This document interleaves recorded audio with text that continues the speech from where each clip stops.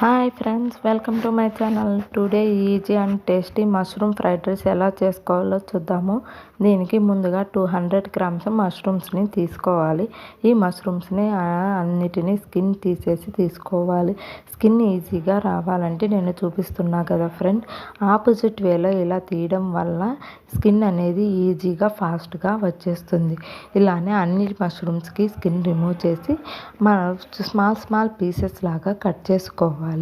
ఇలా చూపిస్తున్న విధంగా స్మాల్ పీసెస్ లాగా కట్ చేసుకోవాలి. ఈ చిన్నవైతే 4 పీసులు గాను, పెద్దవైతే 5 to 6 పీసెస్ గాను కట్ చేసుకోవాలి. ఇప్పుడు ఒక బౌల్లో వాటర్ తీసుకొని కొంచెం సాల్ట్ని వేసి ఈ మష్రూమ్స్ అన్నిటినీ క్లీన్ చేసుకొని ఒక ప్లేట్లోకి వాటర్ లేకుండా తీసుకోవాలి. ఈ మష్రూమ్స్ని ఒక పక్కన పెట్టేసుకొని ఇప్పుడు ఇంకొక బౌల్ తీసుకోవాలి.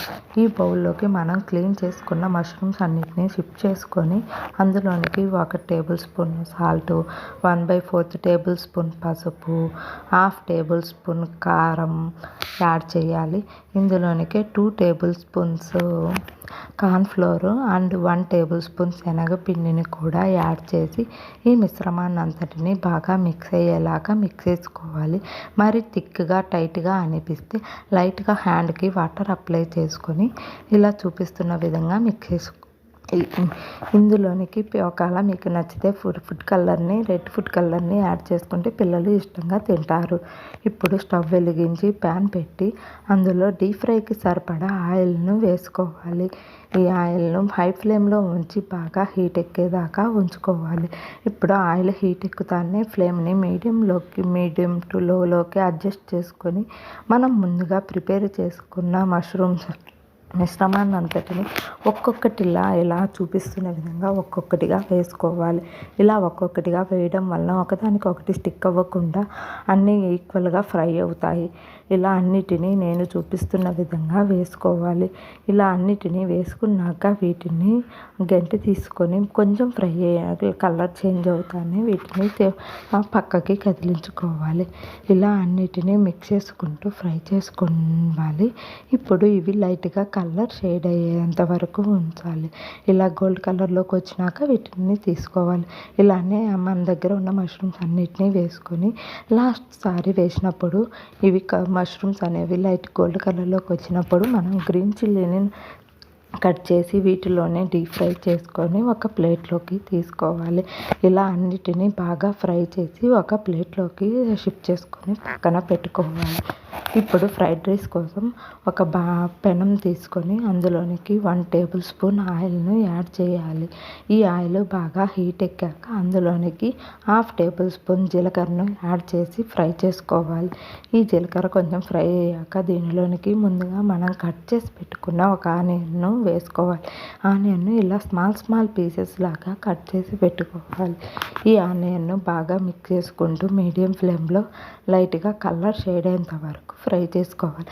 ఇలా ఆనియన్ కలర్ షేడ్ అయ్యాక దీంట్లోనికి 1/2 టేబుల్ స్పూన్ అల్లం వెల్లుల్లి పేస్టును కూడా యాడ్ చేసి ఇలా మిక్స్ చేసుకుంటూ అల్లం పచ్చివాసన పోయేంత వరకు ఫ్రై చేసుకోవాలి. ఇలా ఫ్రై చేసుకున్న దాంట్లోనికి ముందుగా మనం కట్ చేసి పెట్టుకున్న క్యారెట్ను కూడా ఇలా వేసుకొని మిక్స్ చేసుకోవాలి. ఇందులోనికి కొంచెం సాల్ట్ని యాడ్ చేసి మిక్స్ చేసుకుంటూ ఫ్రై చేసుకుంటూ ఉండాలి. క్యారెట్ కొంచెం ఫ్రై అయ్యాక దీంట్లోనికి 1/4 టేబుల్ స్పూన్ గరం మసాలాను కూడా యాడ్ చేసి మిక్స్ చేసుకోవాలి. ఇందులోనికి మనం బిర్యానీ మసాలాను కూడా 1/2 టేబుల్ స్పూన్ యాడ్ చేసుకొని ఇలా మిక్స్ చేసుకోవాలి. ఇలా మిక్స్ చేసుకుంటూ క్యారెట్ కొంచెం ఫ్రై అయ్యాక అందులోనికి మనం ముందుగా రెడీ చేసి పెట్టుకున్న రైసును కూడా వేసి బాగా మిక్స్ చేసుకోవాలి. ఇలా నేను చూపిస్తున్న విధంగా ఒక సైడ్ పైకి పెట్టుతూ ఇలా ఫ్రై చేసిన మొత్తాన్ని మిశ్రమాన్ని బాగా మిక్స్ చేసుకుంటూ కలుపుకోవాలి.